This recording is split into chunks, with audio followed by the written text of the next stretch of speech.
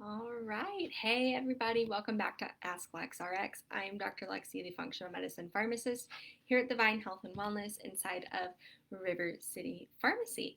And today I am going to be briefly going over the danger of sugar or excess sugar.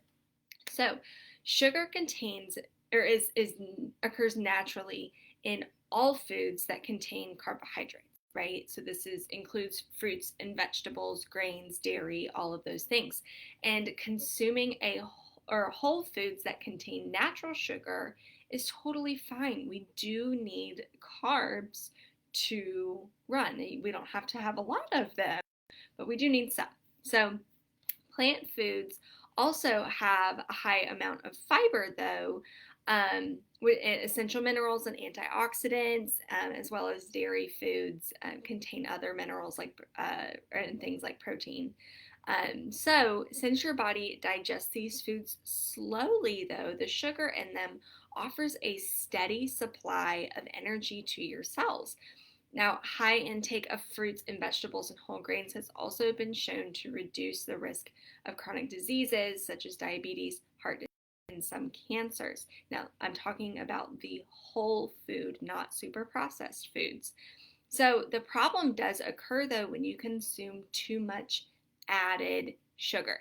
That is sugar that food manufacturers add to products to increase the flavor and extend their shelf life.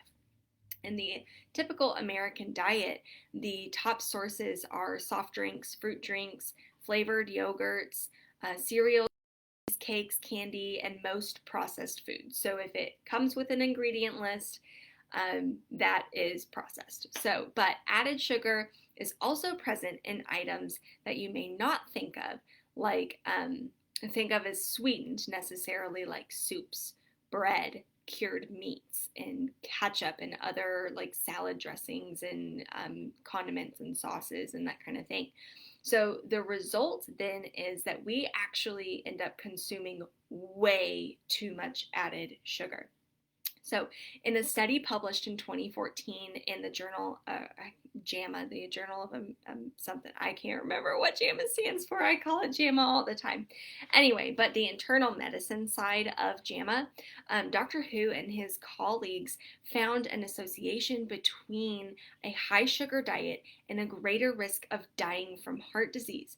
So, over the course of the 15-year study, people who got 17 to 21% of their calories from added sugar had a 38% higher risk of dying from cardiovascular disease compared with those who consumed 8% of their calories as added sugar.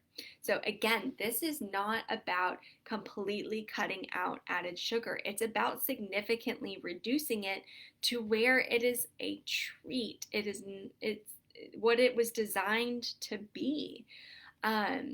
Anyway, so moving forward from that, reading food labels is one of the best ways to monitor your intake of added sugar.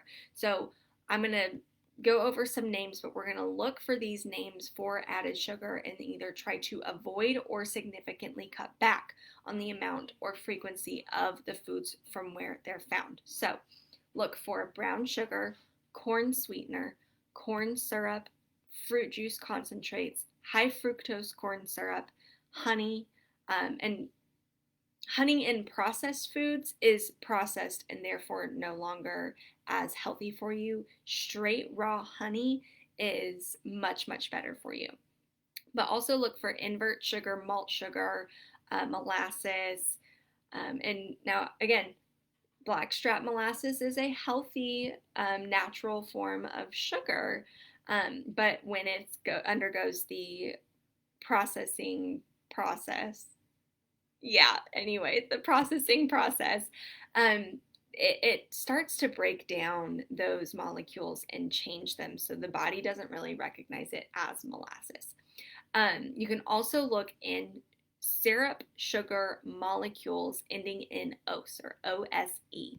So think dextrose, fructose, glucose, lactose, maltose, sucrose. All of those things indicate sugar. Now, all of these may not have calories, but that does not mean that your body doesn't interpret it in the same way. It's just not actually contributing to your caloric load. So, bottom line, too much sugar is bad news for the heart. It's bad news for the rest of the body as well, but it is Heart Month, so we're focusing on the heart today. So, bottom line, too much sugar, bad. All we have to do is work to reduce it. We got to find that balance, right? All right, I'll see y'all next week. Bye.